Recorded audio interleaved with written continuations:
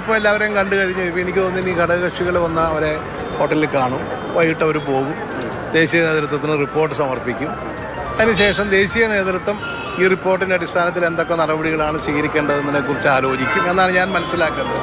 സ്വാഭാവികമായും ഇതിനകത്തുള്ള കക്ഷികളെയൊക്കെ അവർ വിളിച്ച് സംസാരിച്ചിട്ട് അക്കാര്യത്തിലൊരു യോജിച്ച തീരുമാനത്തിലേക്ക് എത്താൻ നേതാക്കന്മാരെ ഡൽഹിക്ക് വിളിപ്പിക്കാനുള്ള സാധ്യതയുണ്ട്. KPCC അധ്യക്ഷൻ ഉൾപ്പെടെ അതിപ്പോൾ എന്താണ് ഹൈക്കമാൻഡ് ചെയ്യുന്നത് എനിക്ക് പറയാൻ പറ്റില്ല. പക്ഷെ അതിന് സാധ്യതയുണ്ടെന്നാണ് എനിക്ക് തോന്നുന്നത്. കാരണം എല്ലാവരുമായിട്ട് സംസാരിച്ചിട്ടുള്ള, കാരണം ഇത് വളരെ സ്മൂത്തായി തീർക്കാൻ പറ്റുന്ന ഒരു കാര്യമാണ്. 3 പേർ റേസിലുണ്ടല്ലോ, അപ്പോൾ സ്വാഭാവികമായിട്ട് ഒരു സമവായം ഉണ്ടാക്കണമല്ലോ.